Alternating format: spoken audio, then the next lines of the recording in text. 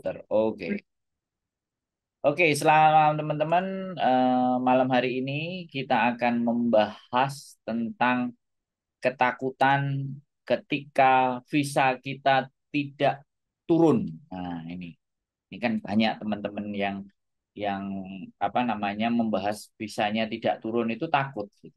Jadi serba isinya ketakutan. Saya sudah pernah bahas tentang ketakutan, tapi malam hari ini kita spesifik lebih ke arah ke ketakutan pada visa yang tidak turun. Hadir Mas Andro, saya yang tadi chatting mau pindah agent. Oke, gas, mantap. Oke, penonton di Facebook 1 juta, penonton di YouTube 10 juta. Terima kasih. Miss you, like pertama hadir. Oke. Oke, malam hari ini kita bahas tentang bagaimana kenapa visa tidak turun ini banyak sekali ya. Kalau kita melihat, tapi kita bahas salah satunya aja. Mungkin ada teman-teman Mbak Saida Siti, Sugeng Dalu Mas Andrul siap. Mungkin teman-teman ada yang bisa komentar bisa tidak turun. Bagaimanapun ceritanya, saya berbicara dengan kalian yang ada di Facebook dan kalian yang ada di YouTube. Wes, intinya saya akan berbicara kepada kalian. Kalau renew bisa biasanya berapa turun, Mas Andro? Oke, langsung kita jawab. Turunnya visa kalau renew tergantung memprosesnya. 1 bulan atau 2 bulan agennya memproses. Tapi pastinya visa itu akan turun. Nah ini yang sepengetahuan saya juga bisa salah. Biasanya harus selesai dulu. Setelah selesai bisa 3 hari, bisa 1 minggu, bisa 2 minggu dari visa sampai habis. Itu kemungkinan visanya turun. Yang jelas biasanya agak cepat biasanya. Tapi belakangan ini kita juga nggak ngerti.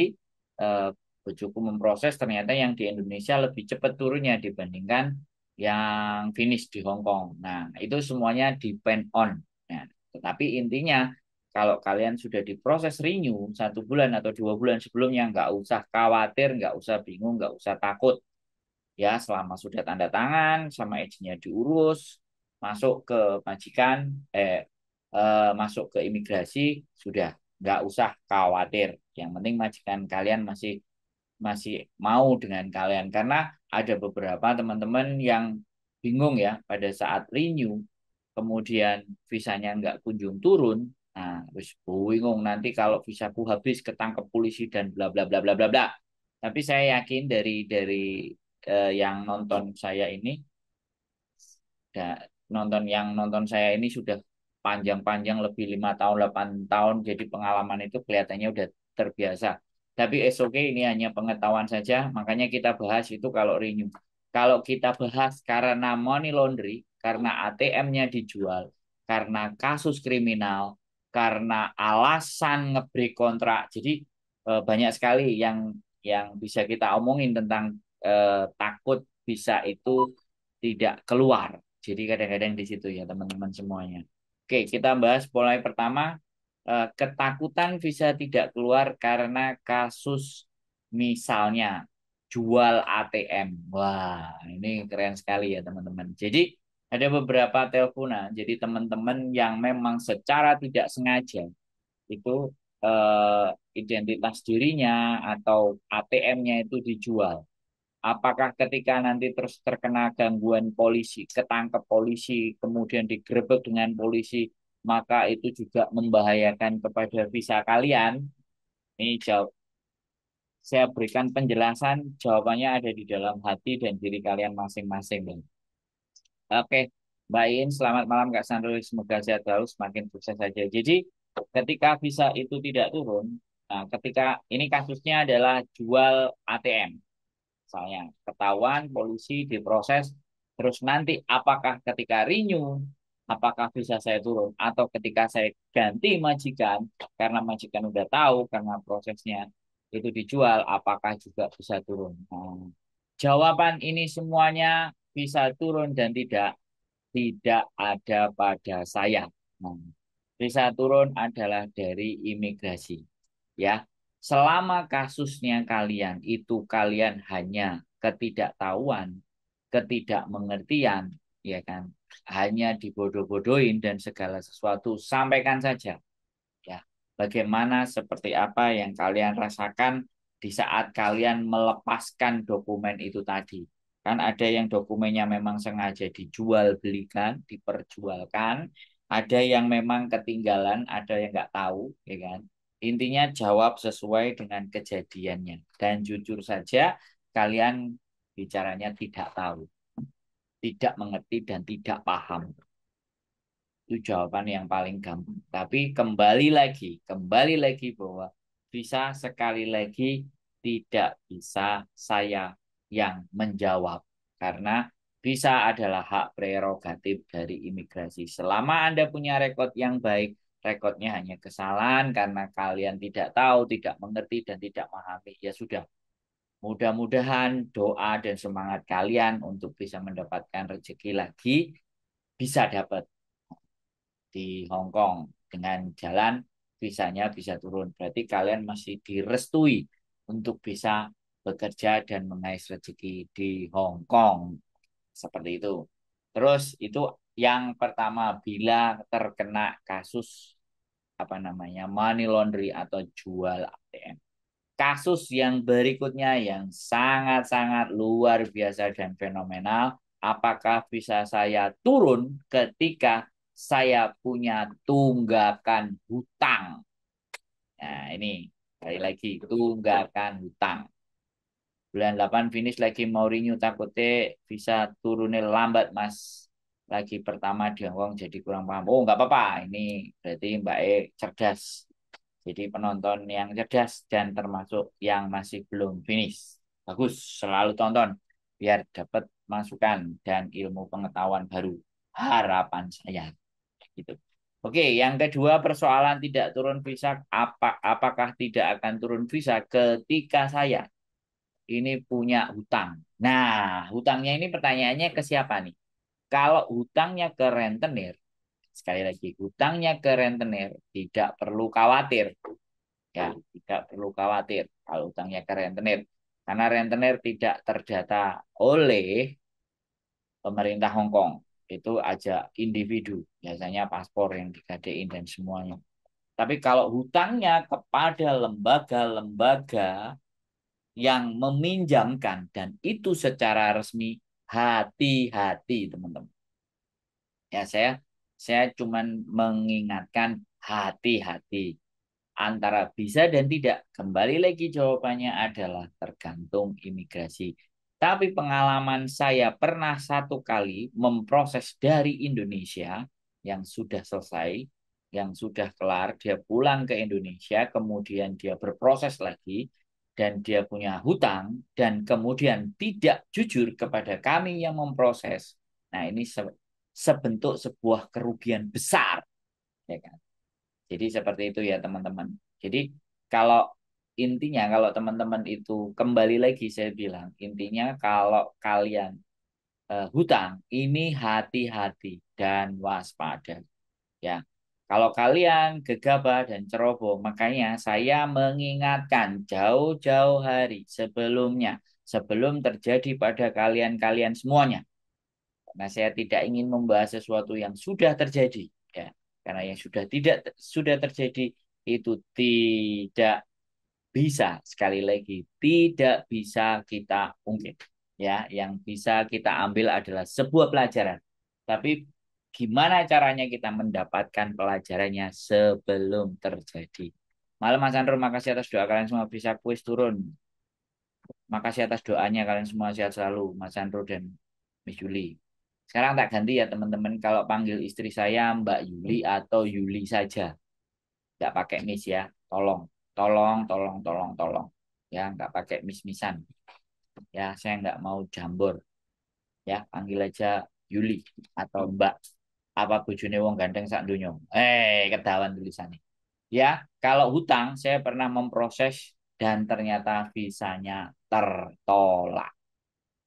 Ya, gimana tertolaknya? Jadi imigrasi itu pasti akan mengirim surat bagi kalian teman-teman yang kena masalah. Ya, yang visanya, Hah? Enggak. Jadi kalian visanya yang tertolak itu biasanya agen kalian yang memproses di Hong Kong itu mendapatkan surat keterangan dari imigrasi. Mama Rayhan, oke Mas, Mbak Yuli wis sip, terima kasih Mama Rayhan. Seneng saya. Ya kan? Terima kasih Mbak Yuli. Woi, dipanggilnya Mbak Yuli ya. Besok-besok aku yang datang sini manggil Miss Yuli, Mas Miss, apalagi madem-madem, tak gas. Tak seneng saya madem-madem. Akhirnya wis gatel dari kemak, gak dari bola ini, tapi tak jar-jarno, tapi ya sudah lah, nggak apa-apa. Heeh. Nyeluk pokoknya jeneng boleh, Mbak boleh. Lagian kan bojoku kadang-kadang ya lebih muda dari teman-teman. Dik Yuli juga boleh. Oke, jadi kayak gitu ya teman-teman. Visa yang teman-teman ibaratnya pernah ngutang, ya kan? Dan tidak membayar, tidak menyelesaikan tunggakannya. Ini juga rawan, sekali lagi saya bilang rawan. Kalau ataupun teman-teman ada yang menyampaikan, oh tenang kok, saya dapat, saya masih bisa turun. Syukuri, ya, alhamdulillah, syukuri Anda masih diselamatkan. Anda masih dikasih rezeki oleh Gusti Allah. Tapi kalau yang tidak turun itu artinya dengan hutang yang tidak terselesaikan itu kalian menutup rezeki kalian sendiri. Ini Hong Kong guys ya. Sekali lagi ini kalau yang hutang, hutang kepada lembaga-lembaga resmi. Tuh. Jadi bisa kemungkinan ya, kemungkinan ada faktor untuk tidak turun. Ya, sekali lagi apa yang saya sampaikan saya disclaimer dulu juga, yang saya sampaikan belum tentu benar. Tapi paling tidak sebagai tingkat atau bentuk kewaspadaan. Nanti saya ngomong begitu kita mengingatkan terus saya sing balas sampai komen. Enggak Mas, aku enggak ngutang ya. Terus tak perlu dijawab seperti itu, cukup di dalam hati saja. Mudah-mudahan saya tidak sampai terjerumus dengan acara hutang menghutang. Oke, jadi kalau hutang ya make sure dan pastikan kalian membayar. Seperti itu. Oke, bisa bisa turun tidak karena tidak ngomong. Ya. Nah, yang berikutnya adalah tindakan kriminal. Nah, ini dia. Ini yang kadang-kadang masih banyak. Tindakan kriminal itu seperti apa dan bagaimana ABCD dan kalangan teman-teman. Nah, tindakan kriminal itu ya intinya ya sesuatu yang melanggar peraturan di Hong Kong. Contohnya banyak sekali. Jualan. Ya, ini yang banyak teman-teman ya. Contohnya jualan. Itu salah satu tindakan kriminal. Pencurian. Nah, pencurian ini kalau cuman dituduh dengan majikan, kemudian kalian laporan ke polisi dan tidak ada tindak lanjutnya polisi untuk mengkasuskan kalian dan dibawa ke courts, courts itu pengadilan, artinya nggak usah khawatir. Nah, itu hanya laporan ke polisi saja. Kalau sudah sampai ke courts, nah ini ada catatannya. Jadi di Hong Kong ini semua ada catatannya. Nah, itu yang kriminal. Apalagi yang pernah jualan terus ketangkep, masuk polisi, ada buktinya dan diproses. Nah, ini sekali lagi hati-hati ya teman-teman. Ya kan? Mbak Rosi Cici hadir tema malam ini masih. Visa, ketakutan visa tidak turun dan alasannya. Dan ini sudah bahas bahasan yang kedua. Nanti saya keluarkan besok lagi dalam bentuk video kontennya karena saya rekam. Itu yang kedua, yaitu yang tadi utang, yang kedua ini utang, yang kedua ini adalah kriminal. Jadi tindakan kriminal. Nah, kriminal itu banyak sekali. Lah, apakah ngerokok itu termasuk kriminal? Ya, salah satunya melanggar. Merokok di tempat umum itu melanggar. Tapi kategorinya kriminal, berat, tinggi, dan enggak, itu saya tidak tahu. Kalau mencuri, ketahuan, dan kalian dilaporkan ke polisi, ya, ya ibaratnya di Waihong atau di 7-Eleven, nah ini termasuk catatan kriminal. Ngeri, ngeri, ngeri ya, hati-hati ya teman-teman. Tuh terus jualan, ya kan itu tindakan kriminal. Ya, yang terjadi kadang-kadang kita itu tidak ngerti kalau kitanya itu dikriminalkan. Nah, contohnya kalau dikriminalkan itu apa? Dituduh mencuri. Nah, dituduh mencuri ini kalau kalian Misalnya yang kalian jaga adalah nenek, bobo, dan yang sudah tua, tenang selama kalian memang tidak mencuri. Tapi kalau kalian mencuri, punya gosong. Kalau kalian mencuri beneran, nah ini hati-hati. Sekali lagi hati. Mbak Safarani, malam Mas Andro, 2 bulan Mbak aku renew visa hari ini turun. Alhamdulillah. Mbak Sautil, selamat malam mau bagus sak Hongkong Mas tak rungokne karo budal turu Singapura. Terima kasih Mbak Sautil. Mantap. Nah, itu kalau kriminal. Saya pernah memproses. Nah, sekali lagi ini pengalaman juga. Saya pernah memproses seseorang yang dulu pernah jualan gamis. 10 tahun kasusnya. Kalau dihitung sekarang dia mungkin kalau sudah 1 tahun ya 11 tahun yang lalu. Dan dia tidak cerita ke saya. Kalau dia pernah jualan gamis, ditangkap oleh polisi, kemudian ditebus dengan majikannya keluar. Itu pun sebelum visa diturunkan, agennya dikirimin surat bahwa terjadi apa anak ini. Nah, temanku Teto lolos, tapi kok visa tidak bisa turun. Kenapa ya? Wah, Mbak Sunarti, ini Taiwan. Saya belum ahli di Taiwan, Mbak.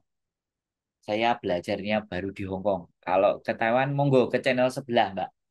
Channel sebelah saya sesuai dengan kapasitas saya. Mohon dimaafkan. Ya, sekali lagi itu ya. Itu Mbak Sunarti Narti ya. Jadi kalau di Hong Kong, kalau sudah tindakan kriminal, nah kebetulan agennya juga tadi dilanjut, dia bisa menjawab pertanyaan dan Mbaknya ngaku. Nah, dari situlah saya mendapatkan pengalaman bahwa kadang-kadang orang itu tidak pernah mau jujur di awal. Itu resiko. Jadi di dunia ini kita selalu berusaha menganggap baik kepada orang, tapi belum tentu. Ya, orang itu kalau dia jujur, ajur, dan kita nggak mau proses. Kadang-kadang mereka melakukan ketidakjujuran. Ya sudah, nggak apa-apa. Yang penting kan kita. Tapi sekali lagi berhati-hati. Makanya kenapa kadang-kadang eh, banyak asumsi, banyak pendapat. Ada agen yang baik, ada agen yang baik. Agen-agen yang tidak baik ini bisa jadi bermula dari satu orang yang tidak jujur. Akhirnya kita semuanya dianggap tidak jujur. Ya, jadi seperti itu. Nggak salah juga, ya kan? Namanya juga manusia. Kalau sudah terlukai satu kali, dia pasti akan lebih resisten. Dia akan lebih tahan dan ada sesuatu yang mau masuk mereka akan saring. Padahal hari ini A, B, C, D. Belum tentu orang A itu sama dengan orang C. Belum tentu A itu sama dengan orang B. Tetapi karena kita sudah dilukai oleh orang A, maka B-nya lebih hati-hati, C-nya lebih hati-hati, D-nya lebih hati-hati. Itu sifat yang manusiawi. Ya, Ibu paspornya kerja di Hongkong kudu ekstra hati-hati demi nyawa sendiri apalagi sangkutan utang piutang ya. Wis, makanya kita bahas masalah itu sebelum terjadi. Ya, kita cerita walaupun kalian sudah merasa blenek, ya kan, sekali lagi apa wes suwi ceritanya. Tapi ya karena tidak ada pertanyaan dari kalian, maka saya akan harus mengeluarkan materi pembahasan apa yang ada di benak saya. Oke, itu tadi kriminal di Hong Kong. Ya, sekali lagi kriminal di Hong Kong. Kalau juga sudah jelas-jelas overstay, paper. Nah, ini aku finish kontrak di bulan 10 tapi baru minggu kemarin baru renew. Kontrak apakah kira-kira bisanya dapat cepat turun? Insya Allah berdoa Mbak, moga-moga turun cepat. Ya, seperti itu ya. Nah, kalau kriminal ini banyak sekali, ya kan? Jualan. Sekali lagi yang mungkin marak adalah jualan. Terus yang kedua, ada yang juga banyak bertanya, paper dan OS, apakah bisa proses lagi ke Hongkong dan semuanya? Sekali lagi saya tidak pernah menjamin bahwa kalau sudah pernah OS dan sudah pernah paper dan kecolongan dan seandainya tidak jujur, saya nggak tahu. Tapi kalau dari awal dia sudah cerita OS dan paper, saya sudah sangat memastikan, mohon dimaafkan saya tidak bisa membantu Anda. Ya, OS dan paper ya, itu itu saya tidak berani. Ya, jadi itu. Oh, kejahatan berikutnya adalah apalagi ini narkoba. Wow, kemarin juga sudah ada yang tertangkap jualan es teh. Cerita sama saya nangis-nangis karena majikannya baik, kemudian keenakan dia jualan es teh. Kemudian tertangkap, diteleponkan majikan, untungnya sama majikan masih digaji 1 bulan. Hari itu juga dipulangkan dan dibelikan tiket. Dan mbaknya ingin minta dibantu proses. Ampun, ya. Ya, kami menyarankan silahkan saja ke Singapura ataupun Taiwan. Begitu cerita. Ini ada pertanyaan dari Facebook. Mas, kalau status udah paper apa bisa balik Indo dengan status warga Indo? Bisa. Kalau pulang ke Indonesia, bisa. Saya pastikan bisa. Tapi kalau untuk balik lagi ke Hong Kong, nah itu saya yang nggak bisa jawab. Kalaupun saya dimintain tolong, saya langsung mohon maaf. Begitu ceritanya ya. Itu kalau kriminal. Kriminal ini banyak sekali ya teman-teman. Tadi utang. Nah, kemarin juga ada pengalaman visa tidak turun. Karena apa? Jadi mbaknya ini cerita. Ya, sekali lagi boleh dianggap, boleh dijadikan pembelajaran, tapi jangan pernah merasa takut.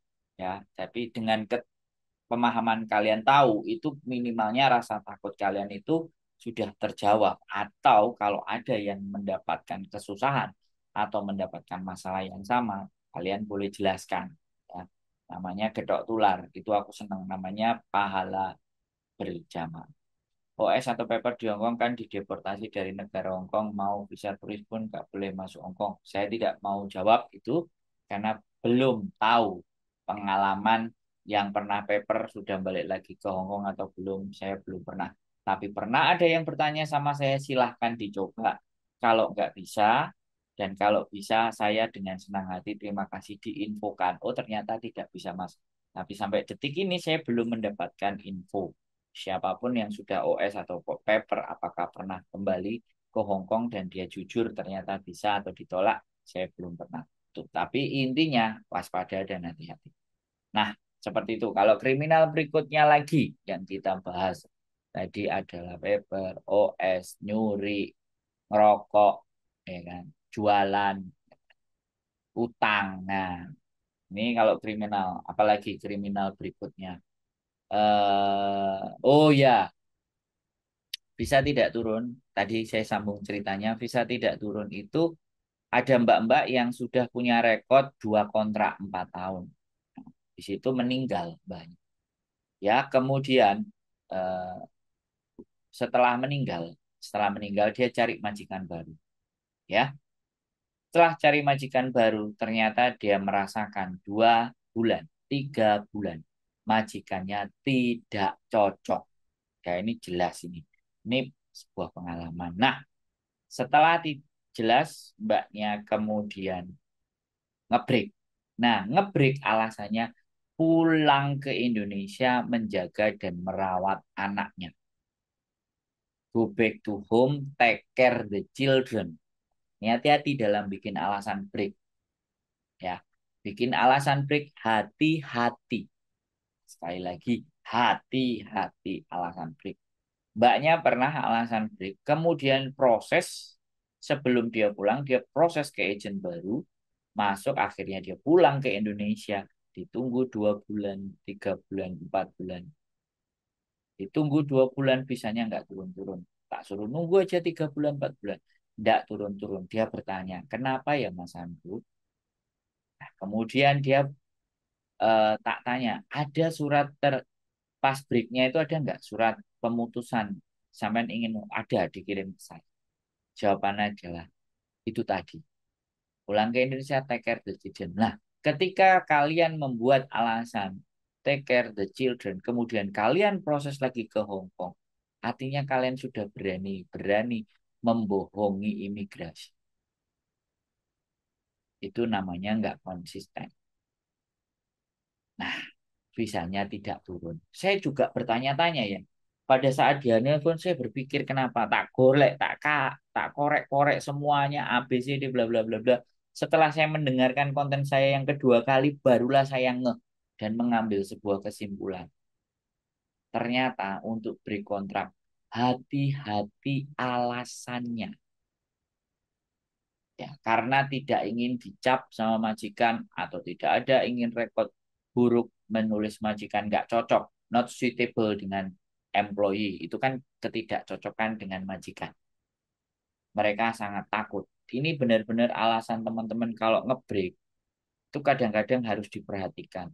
Jangan sekenanya dan asal. Tolong kalian pikirkan baik-baik alasannya itu. Kadang ada yang bilang pingin pulang Indonesia. Udah pulang Indonesia 2 bulan, ternyata kalian cari majikan baru. Nah, hati-hati. Ini justru hal-hal yang sepele seperti ini, gitu, yang harus kita perhatikan teman-teman. Sebelum hal itu terjadi, pikirkan kalian baik-baik. Apa yang harus akan kalian atur strateginya. Makanya break kontrak itu ada strateginya. Beda lagi kalau interminate. Dan kalian harus tahu, setiap break ataupun intermittent, apapun itu ceritanya, kalian harus tetap pegang surat release letter. Release letter itu pemutusan kontrak. Kalian harus pegang. Kalau perlu aslinya, kalau nggak bisa ya kopinya. Jangan cuma nerima uangnya saja. Tapi surat itu penting, apalagi ada tanda tangan majikan. Itu malah dianjurkan dan disarankan kalian pegang. Nah ini kadang-kadang yang sempat plus. Makanya saya akan bahas. Nggak menarik teman-teman. Konten saya, menurut kalian nggak menarik. Nggak ada gibahan, nggak ada ngelok-ngelok. No, jadi tidak. Rekomendasi alasan yang masuk akal supaya dapat majikan baru seperti not suitable. Yang sederhana. Tidak cocok dengan majikan ini. Itu boleh. Not suitable. Sederhana. Karena imigrasi masih akan memberikan pertimbangan. Kalian dan majikan itu manusia dengan manusia kan bisa tidak cocok. Itu boleh ya. Jadi itu kan dari dalam diri kalian nggak suka. Jadi jangan bilang yang negatif. Not suitable. Not suitable itu artinya ya sudah tidak cocok. Udah umum aja. Itu alasan yang umum. Jadi seperti itu ya. Tidak turun visa. Nah, tidak turun visa. Masalah tidak turun visa itu banyak sekali ya.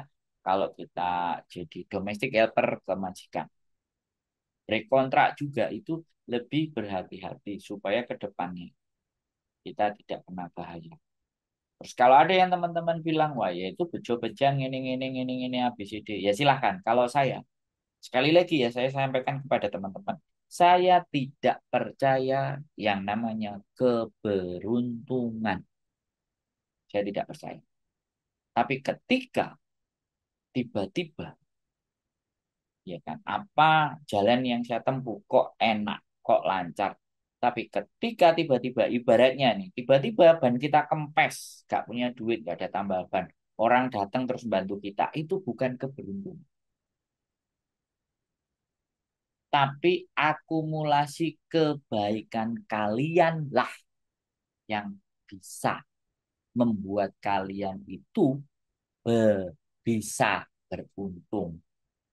Jadi bukan tidak ada proses keberuntungan. Udah usaha mas, udah kerja mati-matian tapi ya wis bangkrut gak beruntung. Terlalu sederhana untuk menjawab itu. Ya, bagi saya sekali lagi keberuntungan itu hadir di saat kalian banyak menanamkan kebaikan yang tidak pernah kalian ingat. Dan Gusti Allah mengembalikannya dengan cara-cara itu tadi. Akhirnya kadang-kadang kita menganggap keberuntungan. Kalau saya tanya keberuntungan, ya saya tanya ke kalian semuanya ya. Kalian beli Lohab Joy 1.000 kali. Ada yang bledos nggak? Sampai dapat 1 juta, 2 juta. Yang ada kan kadang-kadang siapa yang menang gitu kan. Wah orang itu beruntung. Oke, ini ada yang bertanya di YouTube. Gara-gara dulu data dituakan tidak bisa balik Taiwan lagi. Kalaupun mengikuti sidang kadang belum tentu lolos. Akhirnya kesasar di Hongkong. Nggak apa-apa. Boleh. Ya memang begitu. Bukan kesasar, itu namanya cari. Intinya kebaikan yang penuh keikhlasan yo Mas. Ya nek sampean percaya Mbak. Kalau aku sangat percaya. Ya. Makanya setiap hari saya mencoba mendengarkan masalah kalian itu biar nanti saya itu di belakangnya itu ditulungi. Bukan berarti ikhlas. Sekali lagi ikhlas. Ikhlas yang paling akeh, yang paling dalam kan ikhlas lillahi ta'ala. Nah, ikhlas lillahi ta'ala itu sing piye? Wah, itu dhuwur sekali. Aku gak wani bahas itu. Tapi intinya ya, aku hanya ngarepin balesan itu kok Gusti Allah. Balesan. Kan enek sing ngomong. Balisane gak kok sapa-sapa aku boleh balasan saka Gusti Allah. Ya wis, kalau sampean percaya monggo. Nah, aku percaya 1000%. Kebaikanku akan balik dan bahkan keburukanku juga akan balik. Ya kan balik saiki ben lusa kan yo enggak ngerti. Kalau aku melakukan hal yang salah pasti akan dibales. Tapi dibalesnya itu apakah dibuka secara lebar karo Gusti Allah atau ya cukup kita sendiri yang bisa merasakan balasannya itu. Nah, seperti itu. Itu dhuwur ilmune Mbak nek arep ngaji rune. Gak teko ilmuku, aku cek arek wingi sore. Oke. Nah, kayak gitu bisa, ya kan? Bisa yang tidak turun. Jadi kali tadi adalah utang, langgar hukum, kemudian paper, OS, kemudian alasan break, kemudian alasan break kontrak atau surat terminate kontrak, ya, itu yang menyebabkan visa-visa yang tidak turun.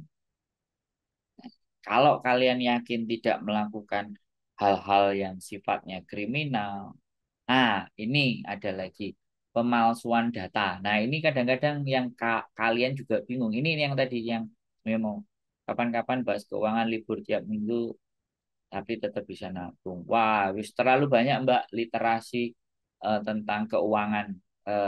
Saya bukan ahlinya. Kalian bisa nabung sendiri. Ada yang bahas-bahas di kumpulan-kumpulan. Tapi kalau sampai diskusi ngobrol sama aku ya ayo. Karena nabung itu diri sendiri, disiplin. Aku nggak nggak berani membahas tentang apa ya manajemen.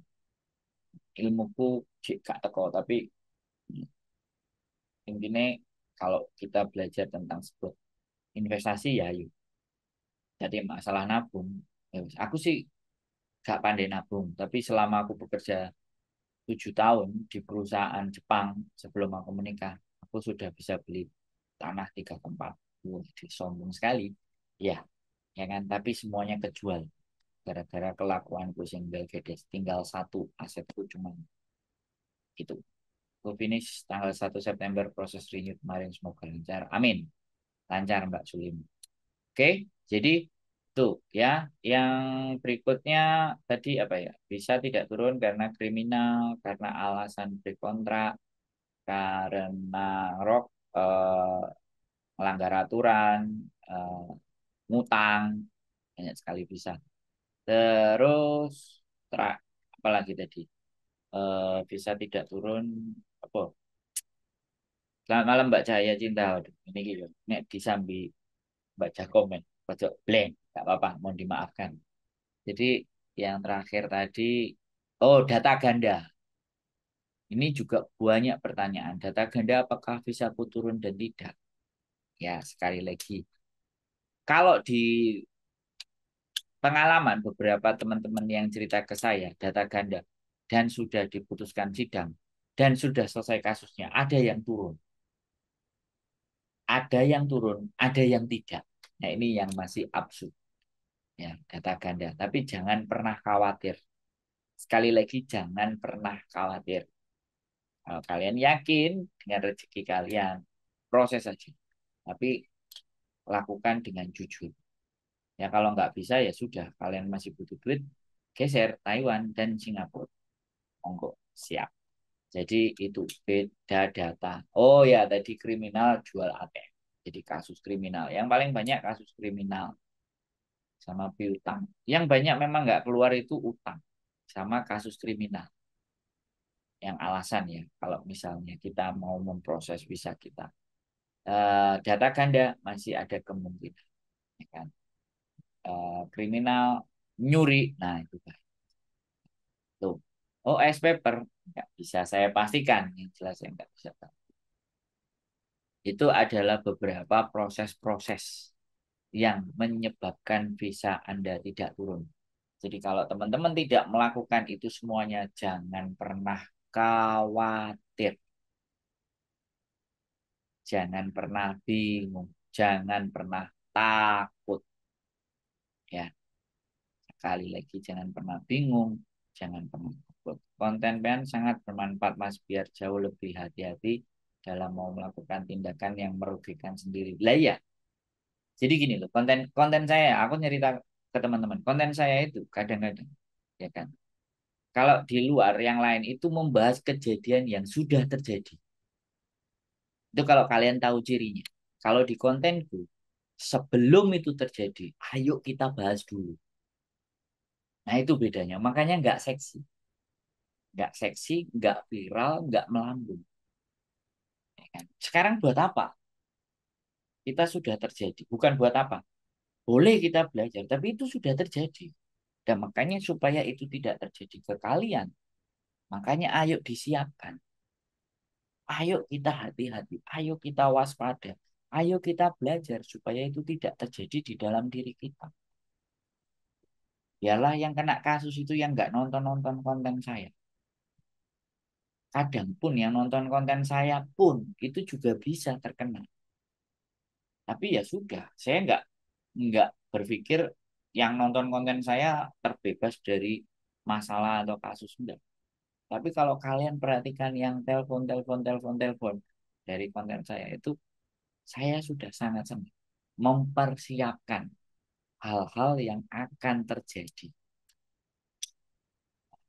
Itu. Jadi memprediksi, merencanakan, mengatur strategi supaya nanti ketika kita mau memutuskan sesuatu itu plan A, B, C, D-nya itu terjadi. Ini yang menjadi pembeda di konten saya. Gitu teman-teman. Aku nggak peduli. Yang nonton cuma 10-12. Maaf, Mas Andro, saya mau tanya. Kalau saya mau ngurus cerai lewat pengacara tapi data saya beda, kira-kira ada masalah tidak kalau minta stempel ke KJRI? Silahkan, Mbak. Silahkan. Karena sampean bertanyanya, tidak ada masalah nggak dengan KJRI? Yang jawab KJRI, bukan saya. Ya, karena tujuannya ke KJRI. Apakah nanti KJRI mempermasalahkan atau tidak? Itu saya yang kurang tahu. Tapi kalau sampean datang ke rumah saya, sampean ngobrol dengan saya, tak bahas. Jadi perbedaan data antara di Hong Kong dan di Indonesia, menurut saya KJRI akan tetap memaklumi.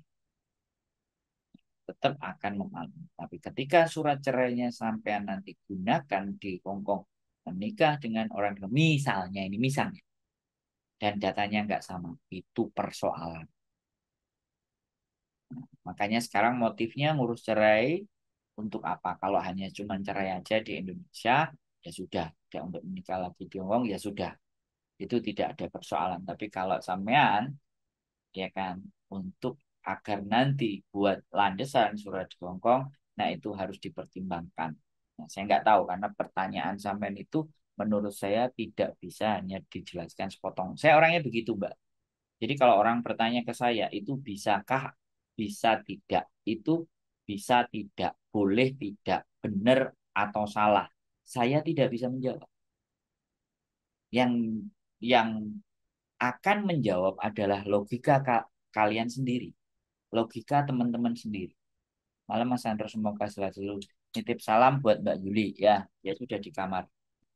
Mbak Karmila Mila hadir, maaf ketinggalan. Enggak perlu minta maaf Mbak, sampai enggak salah. Besok lagi bisa ditonton dari awal, enggak ada masalah. Jadi seperti itu teman-teman ya. Ah, pertanyaan dari Mbak Nurul Manis, kalau kurang lengkap silakan di komen lagi ke Bang. Sugeng Dalu Mas Andro monggo hadir. Terima kasih Mbak Sulami Aris, terima kasih. Ya. Jadi itu ya, persoalan visa-visa yang tidak turun atas apa saja. Ini yang teman-teman harus benar-benar perhatikan. Jadi saya senang juga kalau teman-teman itu nonton konten saya, kemudian ada yang bertanya, mencoba menjelaskan. Kalau dijelaskannya ngeyel dan angel, cukup berhenti, nggak usah diperpanjang. Nah, gitu. Jadi kalau kata sekali lagi ya ulama besar itu bahwa kita berbicara dengan 1.000 orang pandai itu hanya dengan isyarat saja mereka bisa mengerti. Tapi dengan hanya 1 orang bodoh aja kalian menjelaskan sampai mencret, dia akan belum tentu bisa memahami. Jadi itulah makanya kenapa perdebatan, perselisihan, pergegeran, ya dunia yang ramai ini. Ya karena banyaknya orang-orang yang sangat tidak memahami. Sehingga dijelaskan bagaimanapun dan seperti apapun, itu tidak bisa, tidak terima. Aku finish bulan 10 tanggal 7 kira-kira keluar berapa Mas? Mbak Sulami Aris, saya kembali lagi ceritakan bahwa saya bukan imigrasi untuk menjawab ya tanggal berapa keluarnya bisa. Spesifik loh sampai kok sampai mencret ya begitu ya.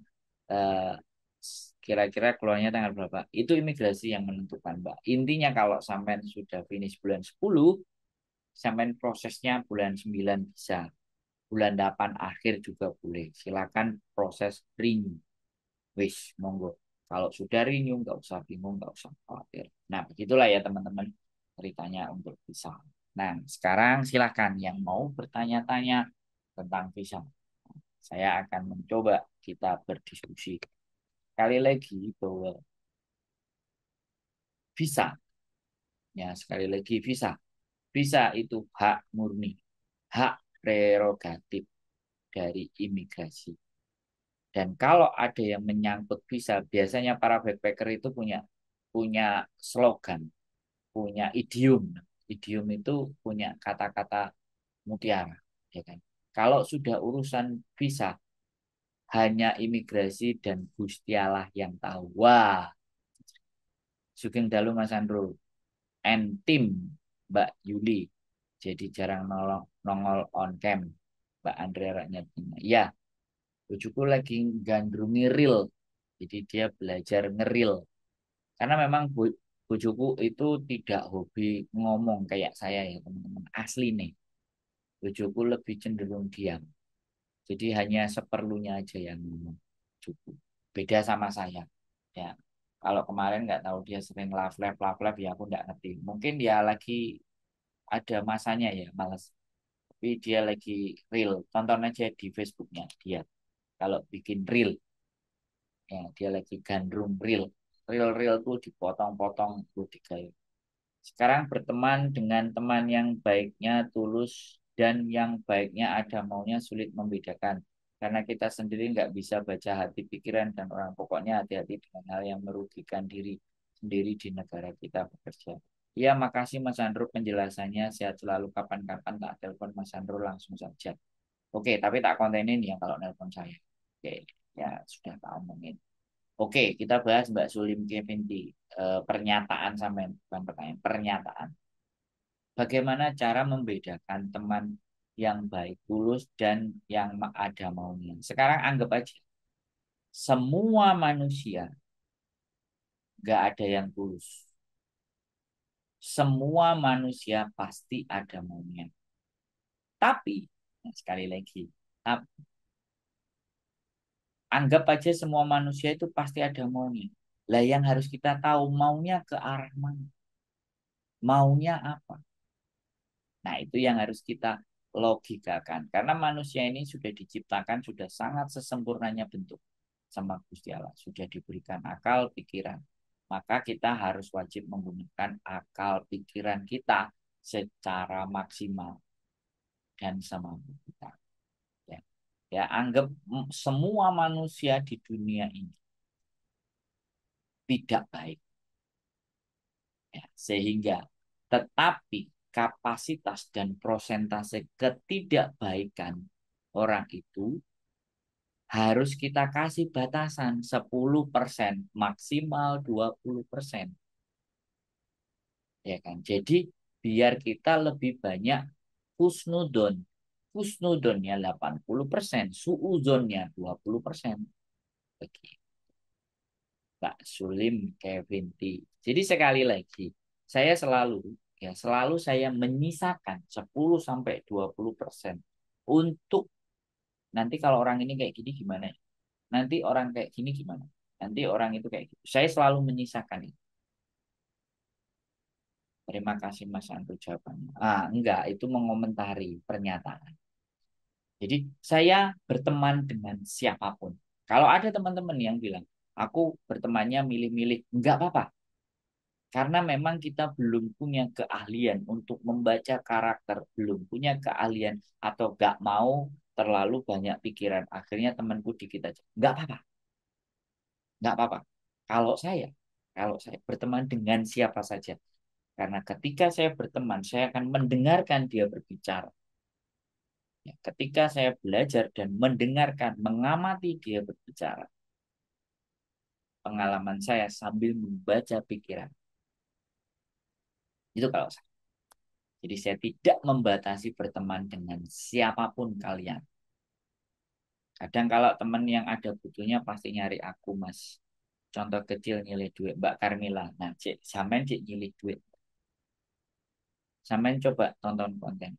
Kira-kira wong butuh kabeh apa ora? Dan apakah saya akan bilang, "Alah nek butuh boleh aku." Tidak. Tapi saya justru senang kada orang mencari saya. Artinya saya dipercaya. Artinya saya bisa membantu. Terlepas sekali lagi. Mereka mau memanfaatkan saya boleh. Karena hidup itu memang isinya memanfaatkan dan dimanfaatkan. Tinggal dimanfaatkannya untuk hal apa? Kalau dimanfaatkan, saya ini ibaratnya kalian telepon semuanya, dimanfaatkan cara mikirnya, otaknya untuk membantu persoalan kalian. Itu kan yang bagus. Tapi kalau dimanfaatkan, duit deh, paspor, KTP nih, kira-kira mumet gak dasi sampean? Begitu ya teman-teman. Jadi itu sekali lagi kalau memang kita nggak mau mikir kenceng, males mikir untuk cari amannya ya sudah. Kalian boleh pilih-pilih temen. Tapi kalau saya nggak milih. Siapapun tak temenin. Ya, setan, hantu, demit, ya. Kalau mau berteman dengan saya, tak temenin. Paribasannya itu begitu, ya. Dan jangan juga merasa merasa bahwa aku gak sing goleki, saya yang goleki. Saya yang goleki kalian. Dengan saya hadir live ini kan saya ingin hadir di antara kalian. Ya, seperti itu ya, teman. Kalau ada yang bilang bahwa ayo kue live golek pendukung, golek cuan dan sembarang kalir, bebas, monggo. Ya, ya, itu hak sampean pribadi semua menilai saya. Saya tidak menjadi masalah. Tapi kalau ada yang bilang aku nggak enak sing goleki, aku nggak enak sing merhatekno, berarti sampean nggak tahu nonton kontenku gitu aja. Bahwa saya setiap konten kalau sampai menyalakan artinya saya manggil-manggil sampai wih wih wih wih aku live gitu ceritanya ya. Oke, tidak ada yang ditanyakan lagi teman-teman semuanya. Kalau tidak ada yang ditanyakan dan tidak ada yang ingin didiskusikan, oke cukup itu tadi beberapa cerita dan alasan kenapa bisa-bisa banyak yang tidak turun. Ketakutan-ketakutan bisa tidak turun. Alasan-alasan apa saja yang menjadikan atau membuat bisa kita tidak turun. Makanya dengan alasan-alasan itu, dengan kita bahas di sini, harapannya kalian bisa mengerti dan memahami, ya, sehingga bisa menerapkan di dalam kehidupan kalian masing-masing. Oke, teman-teman semuanya, itu saja dari saya malam hari ini. Tetap semangat, sehat selalu buat kalian, jaga kesehatan, cuaca yang sangat panas. Kalau bisa minumnya airnya tawar aja, jangan terlalu dingin. Karena takutnya ketika kalian minum dingin, tenggorokan lagi panas-panasnya, kalian kena radang. Ya. Kalau panas-panas kayak gini ini biasanya Penyakit yang datang adalah radang tenggorokan. Karena biasanya kita sangat susah untuk tidak makan gorengan dan untuk tidak minum air dingin. Itu pun terjadi dari saya. Oke, Mbak Eva Tresa, Mas Sandro, good night. Sehat selalu buat kalian semuanya, tetap semangat. Dan mohon maaf bila ada telepon-telepon, WhatsApp-WhatsApp di nomor saya yang belum terangkat. Tapi mudah-mudahan nanti ketika ada waktu, ada kelonggaran, saya pasti akan mencoba menjawabnya. Sehat selalu, tetap semangat atas kehadirannya, selalu jaga kesehatan, jaga kewarasan. Stay tune my YouTube channel and see you.